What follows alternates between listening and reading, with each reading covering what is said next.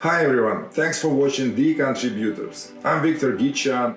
My today's guest has been a serial direct marketer for almost 40 years, and during his celebrated career, he has sent close to 2 billion pieces of direct response promotions. According to Mark Ford, Brian Kurtz was one of the wunderkinds who practically invented direct marketing publishing in the 1980s. At the height of Brian's infomercial success, he was responsible for buying media in excess of $80 million and was selling 1 million books a year via direct response television. He never met a medium he didn't like. He was even selling subscriptions and books on the back of ATM receipts and under yogurt lids. If you want to learn how to build a business for a lifetime playing the long game in direct response marketing, watch this interview until the very end. Under Brian's marketing leadership and during his tenure, Boardroom's revenue went from $5 million in 1981 to a high over $150 million in 2006. In his new book, Over Deliver, Brian shares how you can use offers, copy, multi-channel marketing, continuity, and a lot more to be a better marketer, grow your business, make more money, and make a big impact in your market. Please welcome my guest,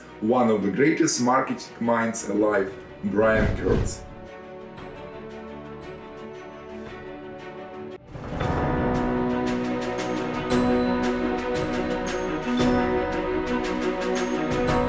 Hi, Brian. Thanks so much for joining our show. Oh, thanks, Victor. It's a pleasure to be here. And that was quite an introduction. You approached me and I saw that the title of your show is The Contributor Show. That resonated with me very deeply because, as you know, in my book, in fact, chapter 10, which is the last chapter, and it's called, Playing the Long Game. And we can talk a lot about playing the long game in this interview in terms of lifetime value and all the other concepts that it's involved. But playing the long game, for me, people think that, I'm a networker.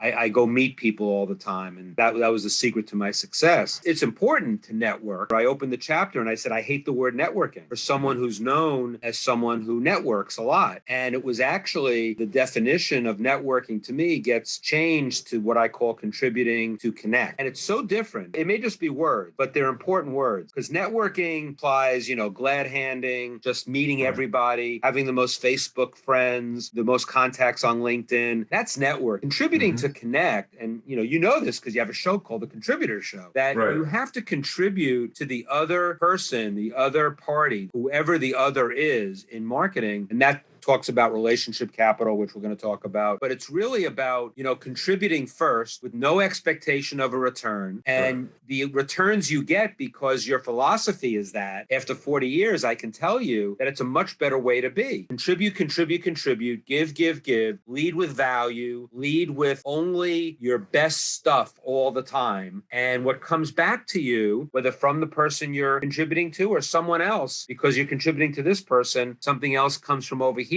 I just feel like it's the only way to do business. And it's not that complicated. I mean, I didn't invent it. I didn't invent anything. But by subscribing to this type of general philosophy, it makes marketing a lot easier. Marketing can be really hard or it could be really easy. Not really easy. I mean, there's a lot of hard work involved in marketing. You don't sell. It was what you said. I sold 1 million books a year. I mean, there were years we sold almost 3.5 million books a year. To do that isn't easy, but it is fairly simple if you, kind of get the bedrock, your relationships, the bedrock of. In fact, you quoted somebody in your notes about someone who talks about Peter Redford said, business is about relationships. If there are no relationships, there's no business, which is tied into all of this too. I just think that having a show called The Contributor Show is, you had me at, hi, Brian, would you like to do an interview? I mean, just because it was called The Contributor Show. And then I found out that you're a rock star in your own right, and you've been interviewing some amazing people. And I feel blessed to be here in the same company as the people you've already interviewed. And you. Thank you. Yeah, and believe it or not, but your book and that chapter about the contribution and the contributing capital was an inspiration for me to pick up this name because because I spent a lot of time with Jay, with my mentor, you know, Jay Abraham, right? Yeah, he wrote the forward to the book. And this idea, when we're looking for different names for this show, finally it just came to my mind, like, why not to the contributors? Because we're gonna invite people who contribute in all their life experience, everything. So why don't we call it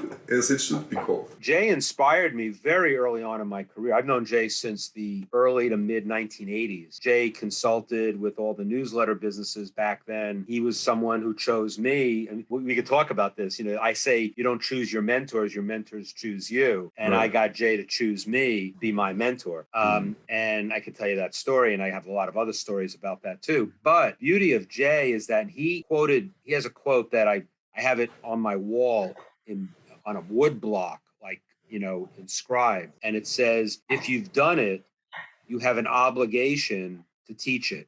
That's the quote. And actually, Jay goes beyond that. He goes, you have a moral obligation to teach. So that his philosophy is that, you know, if you have I have 40 years experience, but it's not 1 year's experience for 40 years. It's 40 years of cumulative experience. And if you have that, you got to share it. You got to, you know, not to brag about it, not to show off, but you've got this body of wisdom, not knowledge, wisdom that you must share. And having Jay as a mentor put me in a position where if I wasn't sharing, I was falling down on the job. You know, I had two careers. I had the career at Boardroom for 34 years, and now I've been in my new business in Titans Marketing for 7 years. It was doing for 34 and now teaching for 7.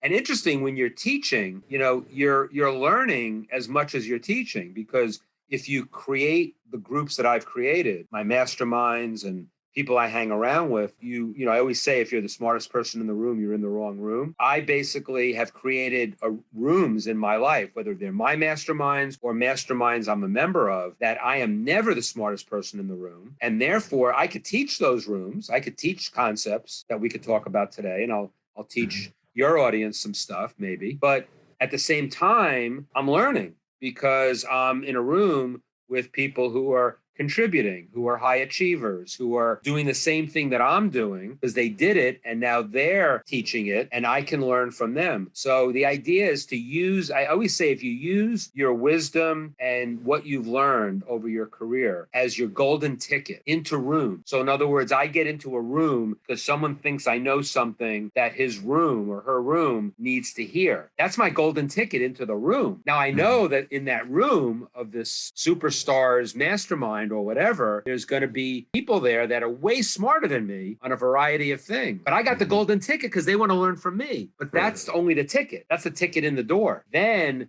you expand on it by learning from everybody else. And that's where you just exponentially gain more wisdom. And it's simple. It's not easy to do. It's simple, though, when you think about it. You know, being in rooms where you're not the smartest is step one, and then bringing your wisdom, what you're the expert in, because everybody's an expert in this much in the world. No matter what you do or what you've done, you're an expert in this much. Now, some people are an expert in this much. Some people will tell you they're experts in this much, and maybe they're full of it, or maybe they really are. But being an expert in this much puts you in a position, like going deep in a certain area, puts you in a position just be like I want to say a tool, but you become a useful person to so many other people. Again, a simple philosophy that goes a long way, I think. You are one of the inventors of direct response marketing.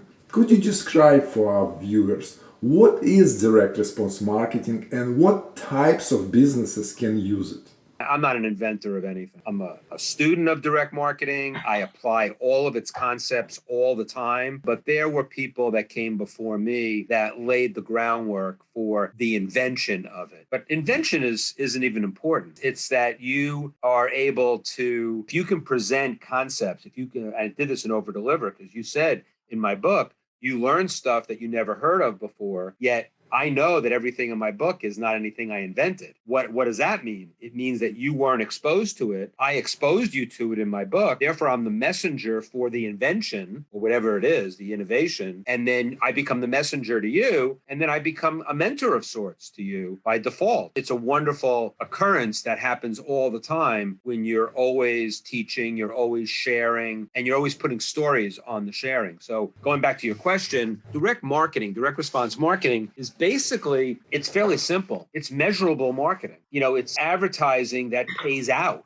that has an ROI all the time. That means that any list you mail in direct mail, any ad you run on Facebook, anything that you do in the marketplace needs to pay out at some point. Maybe not on the first order, but it's got to pay out at some point. Otherwise, it's not worth doing. That's direct marketing. As far as companies that can employ direct marketing, every company on the planet should be employing direct marketing. I cringe sometimes when I see ads on the Super Bowl or, and they have no response mechanism. They have no way of the advertiser being able to figure out if the ad worked or not. If they have an 800 number, if they have a website, a landing page, at least they can get some measurability of the money that they spent on the ad. And that's all direct marketing is. And what's interesting is that a lot of, as time has gone on, I grew up in the 1980s in the business. So in the 1980s, a lot of the general advertising businesses, like the big agencies like Ogilvy and Mather and Wunderman and all these big agencies, all developed a direct division. They actually differentiated between advertising and direct marketing. Like Ogilvy and Mather had a division called Ogilvy and Mather Direct. And the direct divisions eventually just superseded the general parts of the agency because everybody wanted to do direct marketing because why not? You're going to do advertising. Why not make it pay? That's the overall definition. There's a lot of things intertwined in that definition, of course, but anybody who doesn't know what direct marketing is should know, and it's applicable to any business of any kind. I mean, if you're a dentist and you want to get patients and you want to do a direct mail campaign, you need to know if that direct mail campaign brought in patients, and you have to have a way to key it. You have to have an 800 number that they either, when they call, they say, how did you hear about us? And they tell you it's the direct mail, so you can chalk it up to the direct mail. Or you could even have a coupon that they fill out, and the coupon has a key code on it that tells you where it came from. I mean, you can do it at the local level in a community, and you can do it mailing 100 million names a year, which we did in direct mail. And you can do it on in any medium, online or offline. Can business to business use direct response marketing? Absolutely. When you're selling a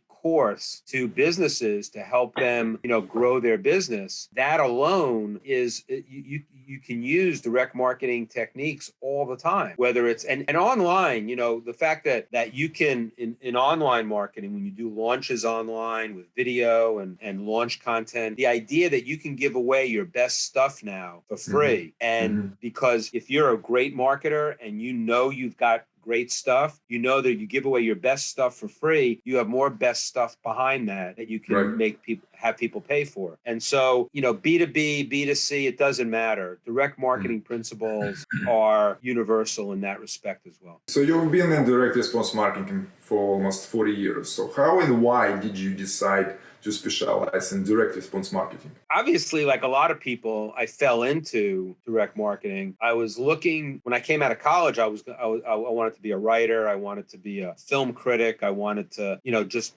write. And when I got to Boardroom, the company that I started with who was a direct marketer, I started in the list management division, which was a great place to start because we were renting our list to everybody. And the list is the most important element of direct marketing. I didn't know that when I got the job. I thought I would do that for a year and then go into the editorial side so I could write, because Boardroom published newsletters and books. And I figured I'd be a writer there. And after a year, I got so hooked on direct marketing. First of all, for the measurability aspect that I already talked about. What I mean by that is that basically everything you do in direct marketing, you're getting feedback on it every step of the way, good and bad. You're getting the good news about a promotion that you do that did well, and you're getting feedback and results on promotions that stink. And so you're constantly being evaluated by the marketplace. And that, I think anybody who's been in the business for a long time would say this, that it's addictive, because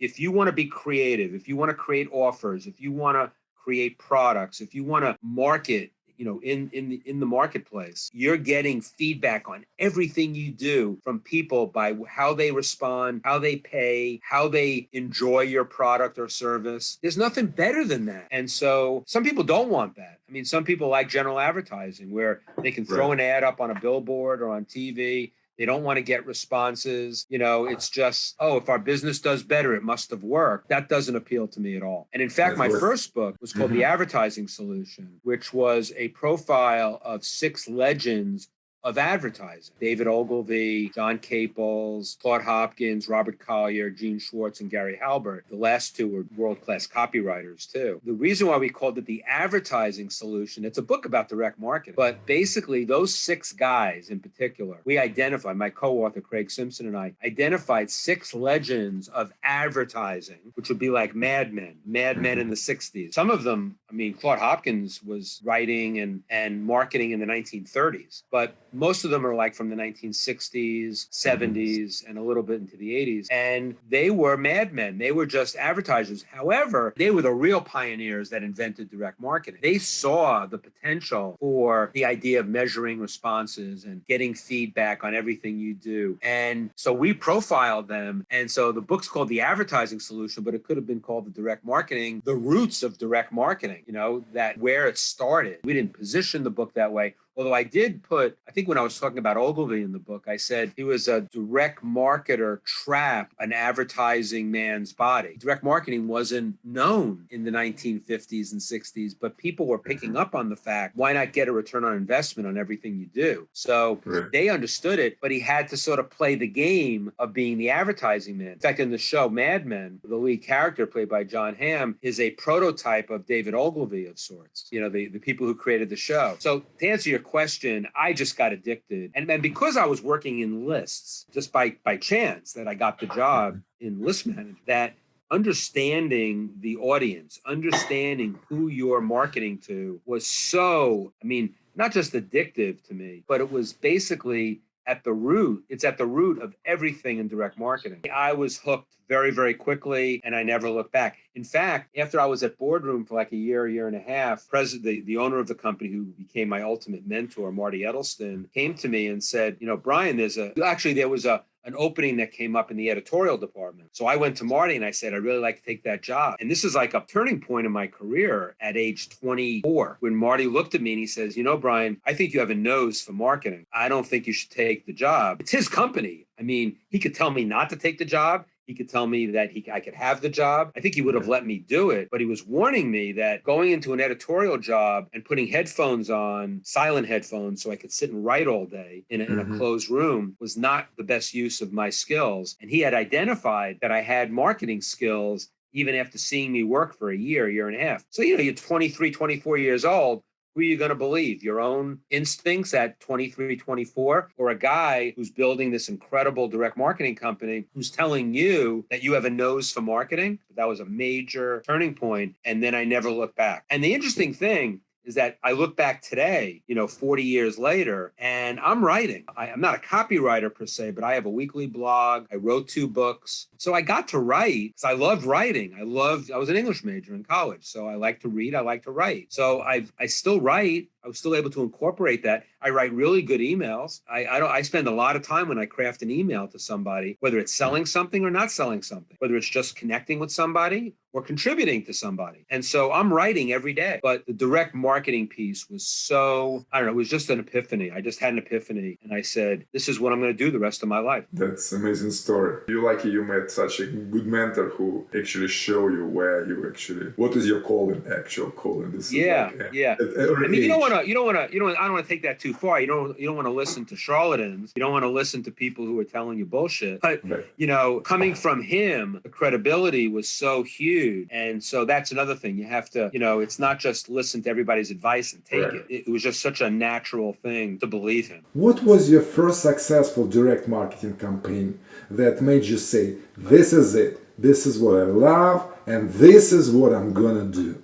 It wasn't one campaign, but it was a couple of things early on where we were selling books and newsletters, and I saw, working with like a world-class copywriter, and they did a package, an amazing package that lifted the response rate on the existing control. The control is the package that you're mailing out or the promotion you're mailing out. That's the current winner. That's the one that you're using to sell your product or service. And we always say that the control is your enemy. That's how we worked at Boardroom. Boardroom. So anytime you had a control, as soon as it became the control, it was time to beat it. You had to go come up with another package. I think it was watching the world-class copywriters that we employed at Boardroom, and we were all over them. I mean, we would always look for, and I'm talking about people like Gary Bencivenga, Gene Schwartz, Jim Rutz, Mel Martin, Clayton Makepeace, a little later on, Jim Punk. These are the best copywriters who've ever lived. And every one of them worked for Boardroom, or at least the ones that were alive while Boardroom was promoting. And so, I'm not bragging, but I had the privilege of working with every great copywriter who's been alive during my life, almost everyone, watching them work and watching them have, I guess if you want to narrow it down to a promotion, it would be the first time that Gary Bencivenga beat Bottom Line Personal Control, which was our big newsletter, by 120%. Watching that and watching him work, and then working, I was in charge of, the marketing, he was in charge of the copy, but I was basically creating the lists, the list universe to mail to. It was so amazing to look at list history of you mail packages or promotions to a certain list history of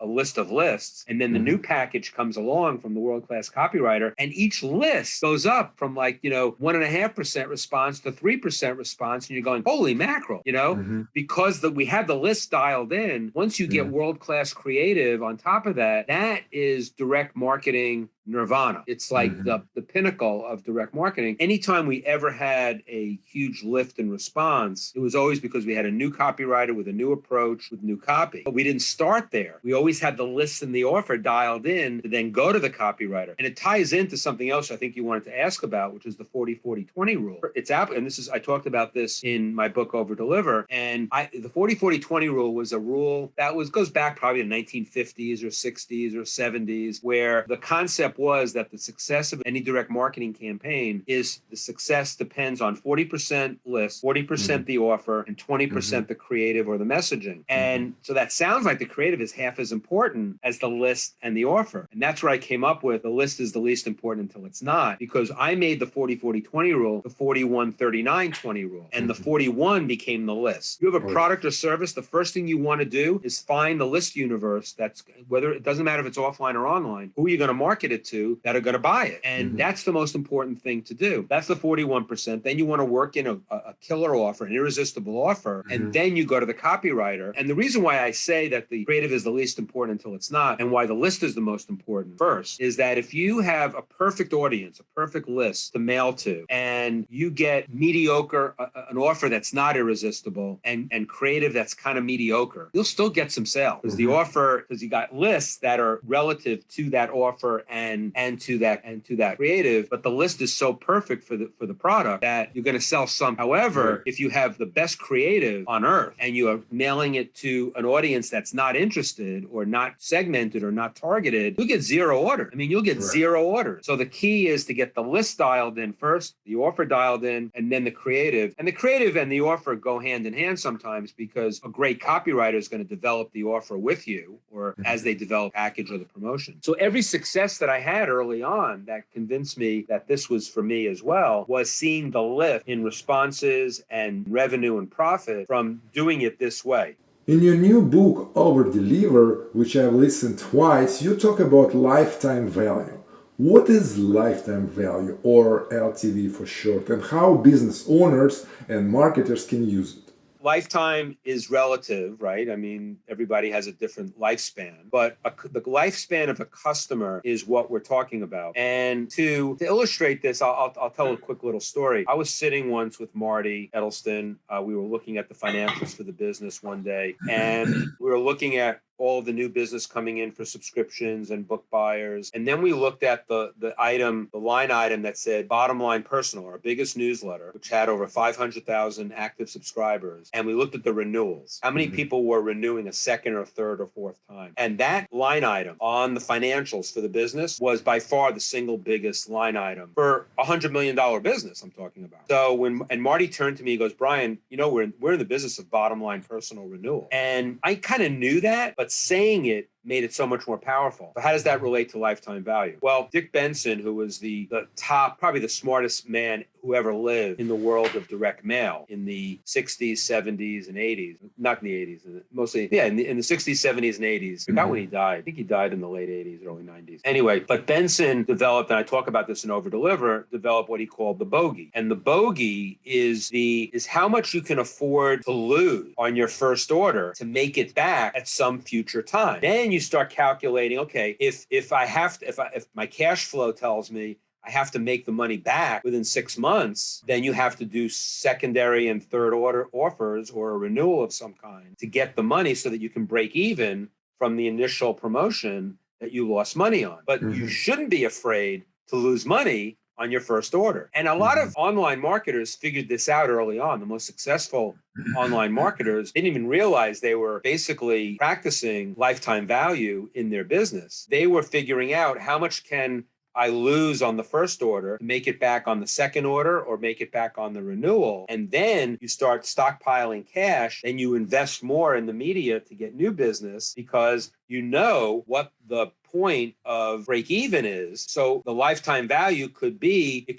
3 years, 5 years, 10 years, but you also need to know within lifetime value when the break even point is, and can you stomach that in terms of your cash flow? So it's not it can be a complicated calculation because you're getting orders from all sorts of different directions and you can't attribute them in different ways. You know, you have orders coming in through different media all the time and you don't know where it's coming from. But the idea of tracking everything on your customer file is the most important thing that you can do in your business so that you can actually track the lifetime value, the total money spent. And it also ties into, the three most important letters in direct marketing, RFM. RFM is not a rule of thumb. It's basically human behavior, how customers and your clients, it's true for B2B, everything, how they behave in the marketplace. And what RFM says is that someone who it stands for recency, frequency, and monetary value. It says that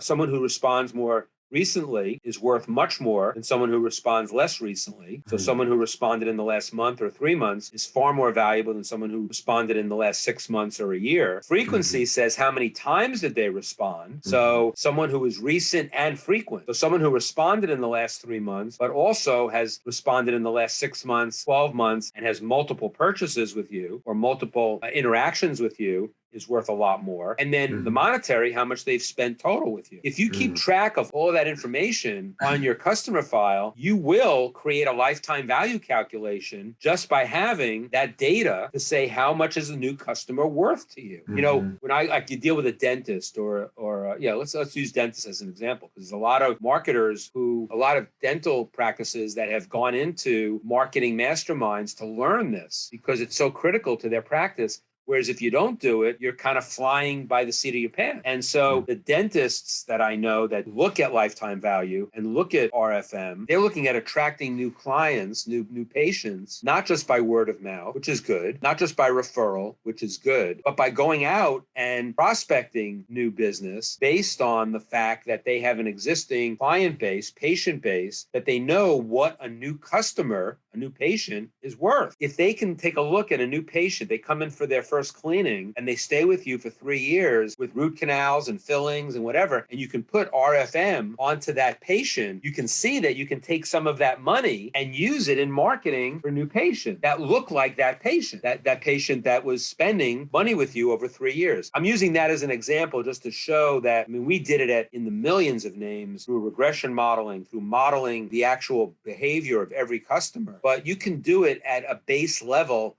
If you have 100 patients in a dental practice, you can practice lifetime value, RFM, all of these things that will be exponential for the business within your business. It's not going to, if you have $1 million business, it's not going to make you a $100 million dental practice, but it's going to really put you on solid footing for how you spend money on marketing, how you spend money on your existing patients. The idea of, people want to be cheapskates once they get a customer is the exact opposite of what to do. I have a whole chapter in Over Deliver on customer service and fulfillment. Customer service and fulfillment are marketing functions because they add to the lifetime value of a customer. So I mentioned a lot of different concepts there, but lifetime value is so multidimensional. It's got a lot of aspects, but I hope I touched on enough that folks get an idea of what I'm talking about when I talk about lifetime value. If you want to know how to hire the right copywriter, watch this interview until the very end. Please like and share this episode to help grow the channel. If you want to be notified about my upcoming guests, hit the bell below. Brian, during your 40-year career in direct marketing, you have sent close to 2 billion pieces of direct response advertisement. What was the worst marketing campaign? Why did it happen? And what did you learn from it? There were campaigns that just did badly, and I don't want to, I'd rather focus on the lesson learned is what's important. The biggest mistake I made, one of the biggest mistakes, it's in over deliver, was after the biggest success. So the biggest success in my career was when we got into the infomercial business at Boardroom, meaning infomercial, meaning TV, long form TV, 28.5-minute infomercials, selling a book, a health book. The story is in over deliver. Hopefully people will get my book and they'll read the whole, how we got to do that. That was the biggest success. The biggest failure was reading my press clippings, basically, is what I'll say. And what I mean by that is that we were told when we got into the infomercial business that 1 in 20 infomercials will work and you'll be able to roll out to, be able to continue with. We had right out of the gate, we had a great producer. We had everything in place. We had the best media buyers. We had a great concept that we developed. 3 of our first 4 infomercials went through the roof. They, to the tune of like $200 million in total. And actually the whole franchise, but with direct mail and on the internet after the infomercial, it was probably close to $300 million franchise over maybe 3 years or 4 years. So 3 out of 4 infomercials that we produce worked. And then I felt I could do no wrong. It was like, I got this nailed. Nobody knew infomercials like we knew infomercials. We have nailed TV. We can do TV better than any marketer who's ever existed. And we proceeded to do 9 infomercials after that failed miserably, one after another. We used a lot of the same concepts of the 3 that worked. We didn't drift too far, but we did drift in terms of we only spent, $200,000 on the last show. Let's spend $800,000 on this one and get some actors from Hollywood, get some star power, create these incredible, infomercials that are going to be like movies, a 28.5-minute movie selling a book. Right. And they just all failed miserably. So the simple lesson I learned was, you got to believe your numbers. You got to believe what you're doing, but you can't just assume that you've mastered something after a couple of successes and you can't read your press clippings. I mean, we were in the trade magazines in the infomercial business saying, who are these guys from Boardroom? There were a couple of weeks where we went over $1 million a week in media spend. And we were averaging like $250,000 a week through those 3 years of the infomercial. That put us on the map of infomercial media buyers. So people were taking notice, these guys are heroes. These guys are unbelievable. And people started ripping us off in terms of our creative and stuff like that. I just, you get sucked into it in a bad way that says, oh man, they even say we're great. They even say we're the best of all time. So, you start saying we can do no wrong. And after another of the infomercials we ran bombed, every single one of them. Not one of them was able to roll out further. And again, I fell in love with them too. I mean, I thought if I went back to them now, I'd say that's a really damn good show. But it didn't work. And it just tells you, it's not how genius you are. It's the marketplace. And I think you had a question that talked about Gene Schwartz. I think it's the quote that says it was like the copywriter, the creative person doesn't create desire in the marketplace. Right. What does the copywriter do? What does the marketer do? What does the creative person do? The desire is already in the marketplace. It exists already there. The idea is to find it and channel it. And that's about list selection. That's about who's out there that could buy your product and how you're going to do something that's going to appeal to them. as opposed to saying, I know what it is, I'll create it and they'll buy it. Doesn't work that way. It's the consumer is the ultimate arbiter of if your work is good. Going back to our original part of the interview, what turned me on to direct marketing was the ultimate failure in this failure of mine in the infomercial business to not recognize what the marketplace wanted and deliver that, as opposed to deliver what I thought was perfect for them. So it's not just overconfidence in your ability because of the previous success. It's not the only one mistake which you made, right? So the mistake was that you at some point start thinking, your team, that you can do whatever and that they will buy, right? Right. Instead of listening what exactly they need. If you build it, they'll come. From Field of Dreams. It's a great quote in terms of marketing. If you build it, they may come. They're not automatically coming. Right. That's the biggest mistake, right? Yes. Everybody does. In one of your interviews, you said most people think that finding a mentor is as easy as scrolling through your Facebook friends and reaching out with a well-crafted email. But that's completely wrong. Your mentors actually choose you. Why is that? Who were your mentors and who have made the greatest impact on you?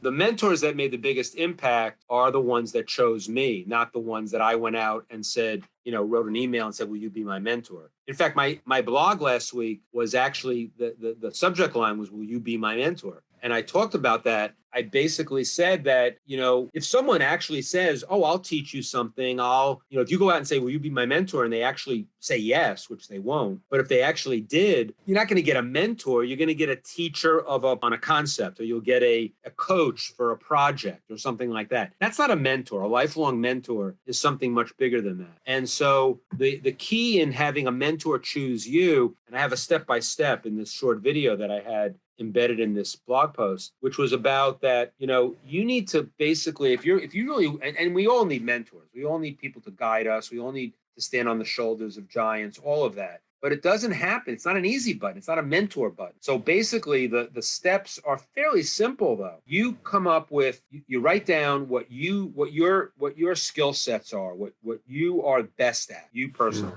In fact, even better if you ask the question, what do I do better than almost anyone in terms of what I do? So if you have some kind of superpower, something that you do that you can share with people, and hopefully you've had some experience and you have some wisdom and you've done something of significance, so that what you're sharing comes from your experience, even better, obviously. Going back to Jay Abraham, if you did it, you need to teach it. What are those things that you own in your toolbox that are unique to you that you could share? That's step one. Step two is that if you really want to find a mentor, make a list of the people that you would love to be your mentor. Like, choose them first. You're not going to go out with an email to say, will you be my mentor? But just make a list of the people, like, if that person was my mentor, a deep, profound mentor, someone who I could go to almost any time for advice, for, a game plan for what I'm working on, just someone that would be in my life forever. What would be my wish list? You make a wish list of mentors. And then what you do is you figure out and you study that mentor. Obviously, you would know who they are. You also know they're probably really busy, but you need to research them and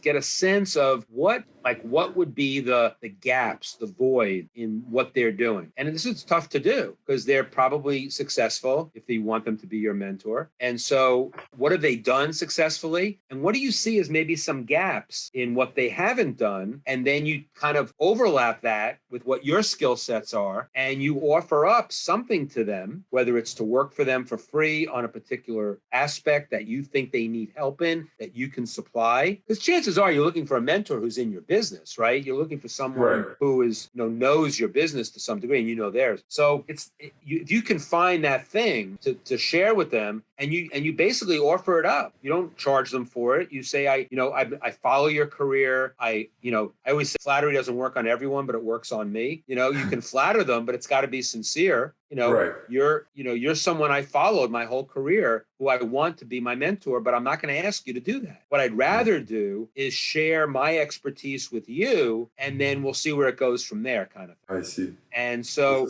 the two examples that I have in my book were from Dick Benson and Gene Schwartz. Dick Benson was the top direct mail consultant in the world, direct mail genius in the world, direct mail savant in the world. And Gene Schwartz was the top copywriter in the world, wrote breakthrough advertising, just, world class. Now, I did have a connection to them because Gene had written copy for us and Dick had done some consulting for us at Boardroom, but they weren't going to be my mentor. They were like, I was their client. And they were just going to do stuff as indicated. But what I found out in both of their cases, they had direct mail businesses on the side. Their list selection and their list brokers were not good. And I was the best list picker of all time. I'm not bragging, but it's true. I was the best list manager in the industry. And I also had all the list history that Boardroom was using that I could share with each of them, with the selections, with the segmentation. So basically, I offered myself up to each of them as being like an ad hoc list broker that could fill in for their inadequate list brokerage at the time. I didn't ask them for anything. And what happened over time is that, I became not only Dick Benson's favorite client, but his favorite mentee. He would come to me for advice after a while. And I would go spend days with him down at his office, both for Boardroom and for just general mentoring.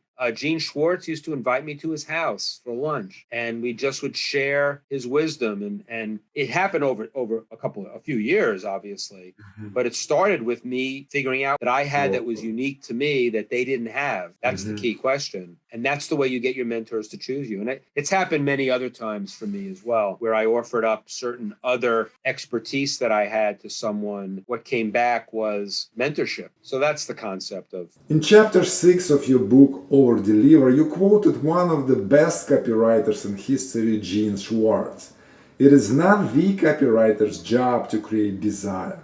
Why is that? And what is the copywriter's job?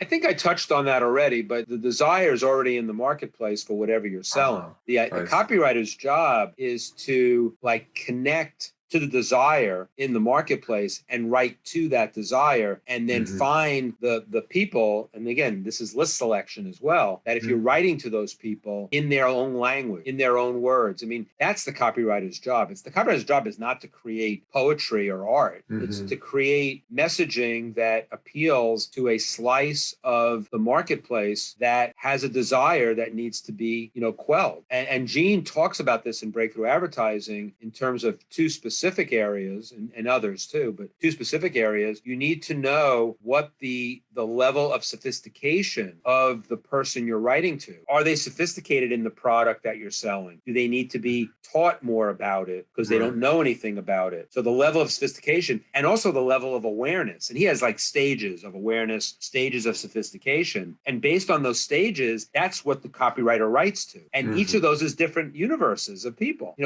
Someone who is very aware of your product, or they call it product aware and solution aware. They know what the solution is. That's someone that you have to write to very differently than someone that has no idea that you have a solution for them. Nice. So it gets very complex, but the writer's job, and it's all in Breakthrough Advertising, and Gene lays it out. It's a very dense book, obviously. It's the quintessential book on what the copywriter's job is. That's another thing that was what Gene was my mentor. Gene had given the rights to Breakthrough Advertising to Boardroom to publish. Marty and I didn't do much with it. And then after he died, I went to Gene's wife when I launched Titans Marketing, and I went to Gene's wife. I said, let's republish a Titans Marketing edition of Breakthrough Advertising and let's sell it all over the world. And that was 5 years ago. And since then, we have sold at least, I guess, not 5,000 books, but probably maybe 4,000 books in over 50 countries around the world. And Barbara, Gene's wife, says Gene's more popular today than he ever was. And the book was written in 1966, and not one word has been changed. I've added some stuff to the book. I added an afterword that I wrote. I added some classic ads that Gene wrote in the edition from Titans. But the actual manuscript from 1966 is word for word today as it was in 1966. Brian,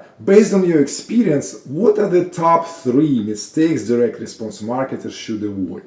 I think, and this is online or offline.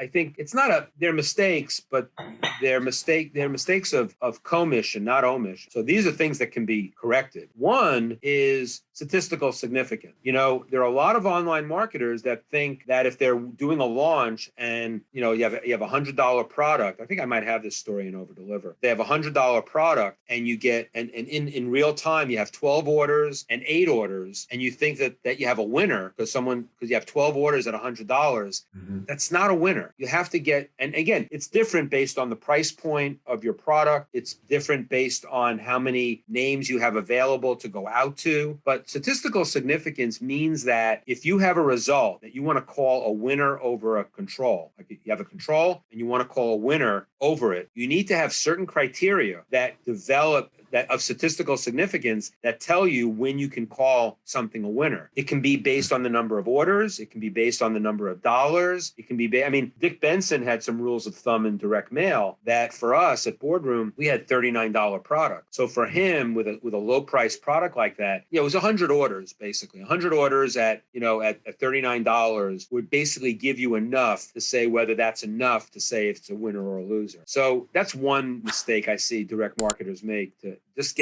make sure that when you're calling something a control, it's really a control. We had situations where, and this applies online, we had a situation in direct mail where we had a newsletter that sold for cash with order, meaning that they paid $39 up front, and then it looked like it won because it got a lot more orders based on the promotion and number of subscribers to something else that was $39. And then a year later, the winner had a very low renewal rate. And the renewal rate, if you take the renewal rate into account with the renewal rate of the other package that it beat at the beginning, I would have called the other one the control, not the one that we did. And so online, the same thing can happen. You could have 2 offers going out, $159, and then you have to track that in terms of how many people are going to refund, how many people are not going to renew or not buy a second offer off of that on an upsell. You have to take all of that into account before you call your control. I think online marketers who are not doing that are just impatient more than anything else. They think they have a winner. They want to roll out with it. They want to move quickly. Look, in direct mail, we had to wait 6 months before we could call a control. Online marketers can still do it in weeks, but they don't have to do it in a day. And so the idea of getting to statistical significance is very important. I think that another mistake I think a lot of online marketers make is that when creative and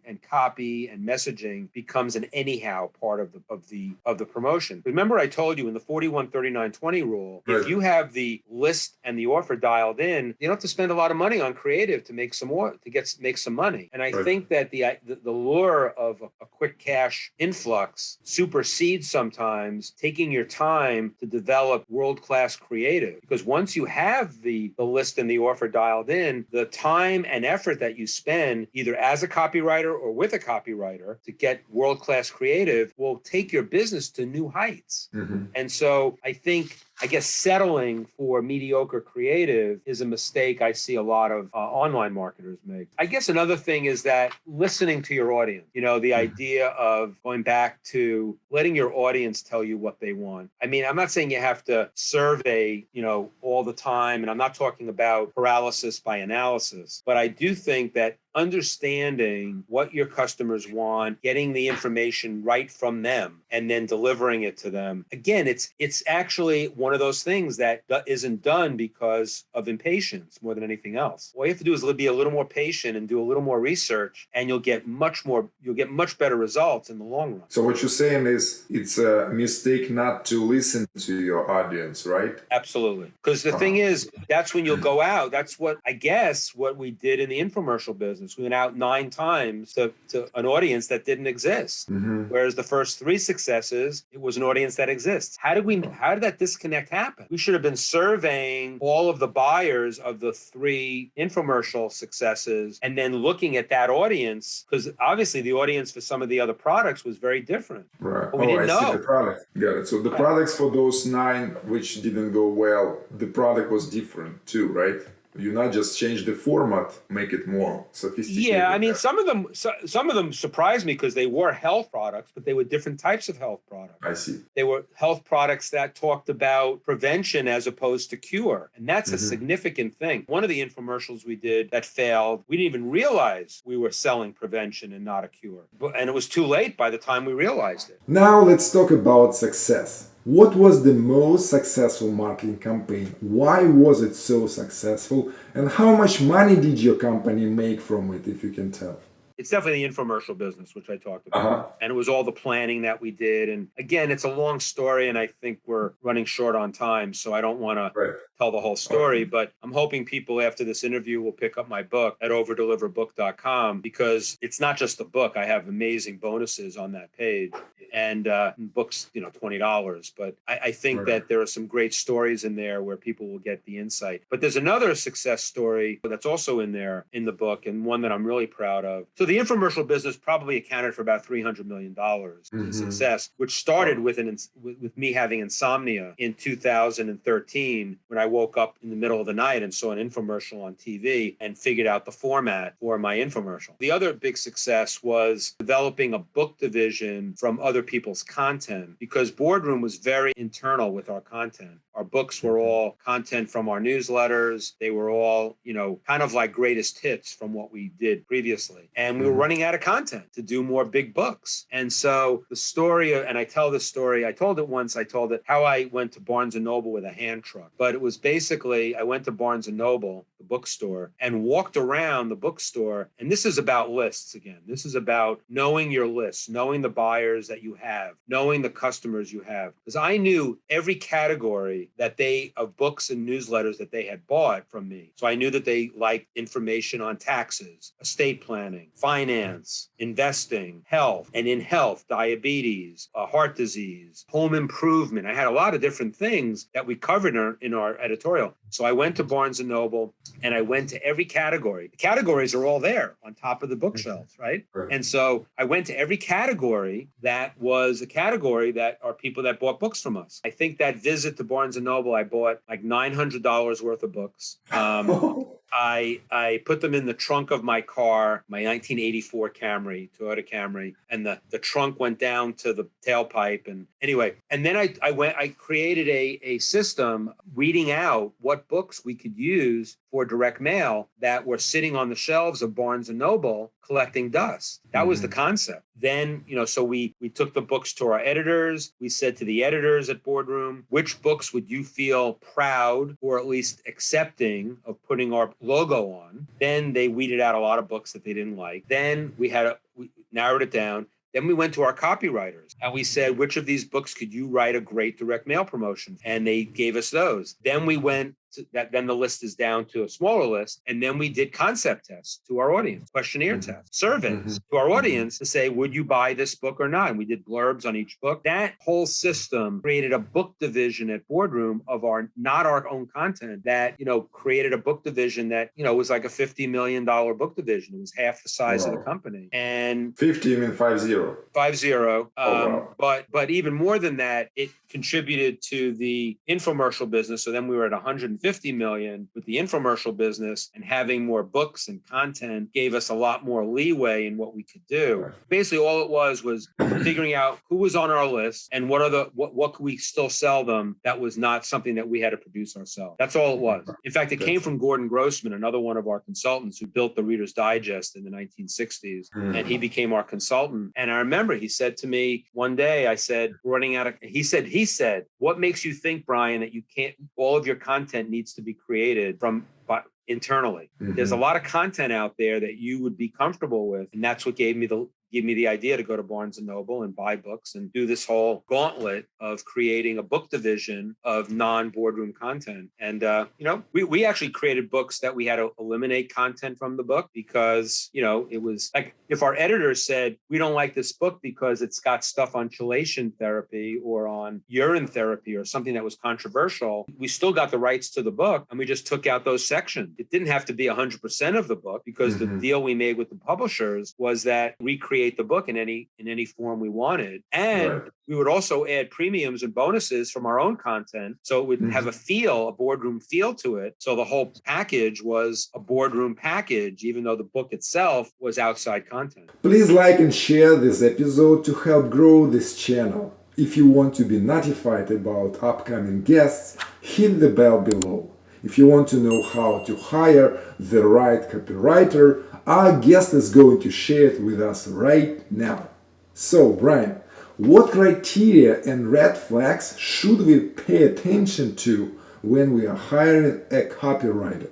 You don't go to a copywriter store and hire a copywriter. I've written about this a lot. It's in chapter 6 of Over Deliver. And I talk about the 7 characteristics that were prevalent in every great copywriter I ever worked with. So I basically wrote down all the best copywriters I ever worked with: Gary Bencivenga, Gene Schwartz, Jim Rutz, Mel Martin, et al. And I kind of said, what do they all have in common? What are the characteristics that they all have in common? And I came up with 7. I think if you're going to try to hire a copywriter, why not hire a really good one? And so you want to hire them based on these 7 characteristics. The 7 characteristics are hunger, which you can ask. They don't have to tell you that they're hungry. They'll show you that they're hungry because you'll ask them questions about how they're developing their career, how they get new clients, how they research, how they do that kind of stuff. So hunger is one. Insatiable curiosity is another. So the idea that they can show you that, they're not going to tell you that. You have to ask questions of them that they show you that they have insatiable curiosity. Oh, so, you worked on a client. How did you research that client? What were the techniques you used? All of that. Then the third characteristic is what I call, do they use feedback loop? Who do they hang out with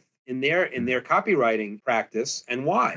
So if they write copy, do they run it by other great copywriters to get input? They can't write it with other people. Copywriting is not a group activity, but they write it in isolation and then they share it. So who are the feedback loops you use? Who do you hang out with? Who do you get feedback from? The fourth is passion. If they were writing on a subject for you or a product for you, have they written on that product before? And then what kind of passion do they have in that product area? And what have they done in that product area to develop that passion? The fifth is, do they have a sense of direct marketing fundamentals? Do they understand lifetime value? Do they understand the 41-39-20 rule and that lists are the most important? Do they understand RFM? Basically, if they understand those 3 things and they can show you in the interview that they do, that's a copywriter worth pursuing. When I hired a copywriter, the first thing they didn't ask me for was a list history, I fired them or I didn't work with them. The first thing they should want to know if they're writing for you is who has responded to this offer before, or if it's a new offer, what is the list universe you're going after based on the list recommendations that you have from your list broker, and how are they going to attack it? So number 5 is direct marketing knowledge and fundamentals. 6 is humility. I want them to be confident but not arrogant. I want them to show me how much they know without letting me know that they're the best thing since sliced bread, and that if I don't hire them, I'm a fool. And that, there's a thin line between arrogance and confidence. And the arrogance comes in also, even if they're the best copywriter, it's going to enter in, if you can pick it up on an interview, that's going to get in the way of you doing work with them in the future or long term. So humility is important. And then number 7, which for most people hiring a copywriter would be number 1, which would be their work, like their portfolio, what they've done in the past. And frankly, I think that's the least important. Not the least important. It's very important, but it's only important after you get through the first 6. If they have hunger, insatiable curiosity, feedback loops, passion, direct marketing knowledge, and humility, once you cover all that, let me see your sample. If you have identified that they are, if on a scale of 1 to 10, they're an 8, 9, or a 10 on most of those first 6, you'll see it in their copy. So that's a quick guide in terms of hiring a copywriter.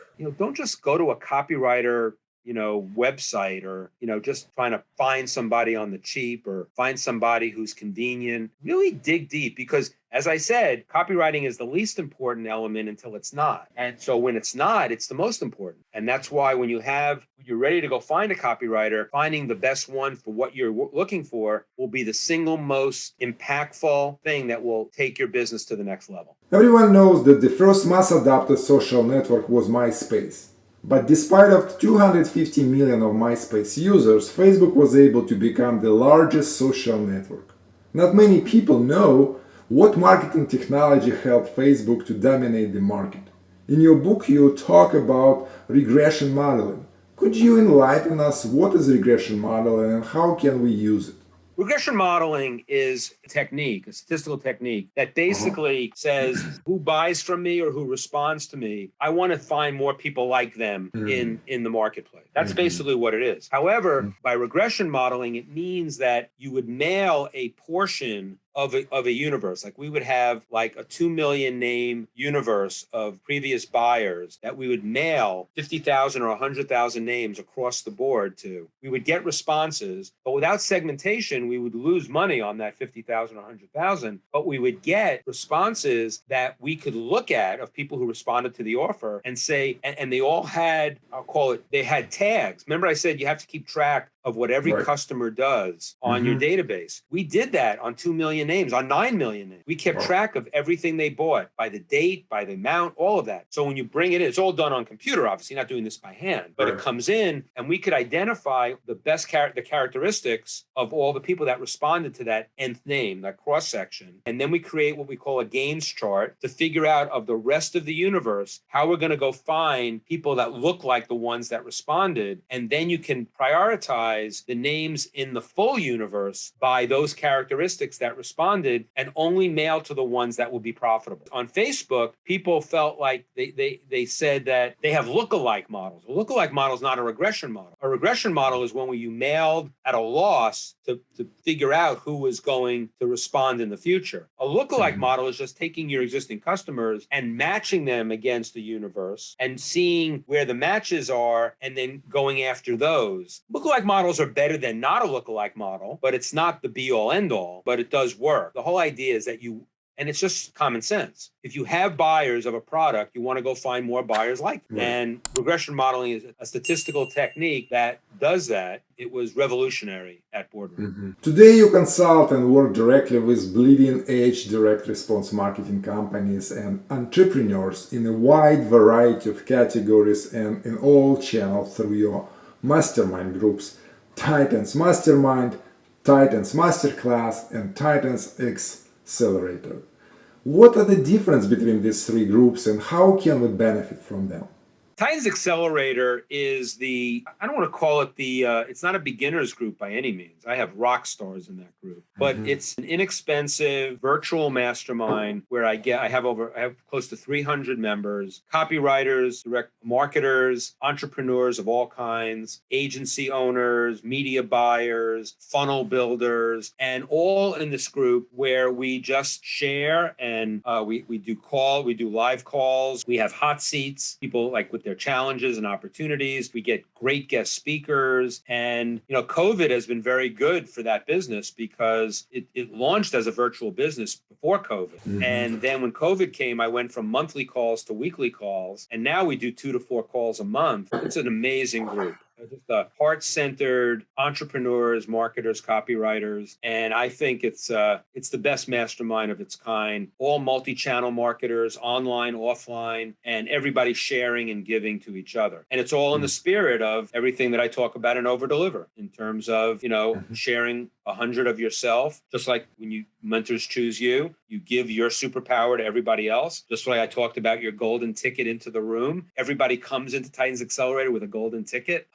And then they have to share that, what their wisdom is, and then they get everybody else's wisdom. It's been phenomenal. It's in its third year, maintaining at 250 to 300 members, and I love them. I just love every one of them. The Titans Masterclass was a next step up. That was more a live event, 2 live events a year, and I've disbanded it for now, just because it was in the middle. It was too much in the middle. It was like $11,500 a year for 2 events, and it was too expensive for some, and it wasn't what people wanted. And so that's what inspired me to do Titans Xcelerator, which is like $2,000 a year, like $150 a month or $2,000 a month. That's really been replaced it in a way. And then my Titans Mastermind is my high-end group, and it's limited to only 30 companies maximum. And these are like the best of the best multi-channel direct marketers that I can find, all in the same spirit that are in Titans Xcelerator. But they're willing to come to 3 live events a year with incredible guest speakers. And, that's $20,000 a year, $25,000 if you come with a partner. That's been in existence for 7 years, going strong. And I always have close to 30 of the best direct response marketers on the planet in that group. And it's very rewarding. And a lot of those people teach the accelerators. I bring them in as guest speakers to the accelerators. The accelerators are not a farm system for Titans Mastermind. Like, I'm not looking to move them up, Titans Mastermind, but some of them have requested to move up, and I interview them and see if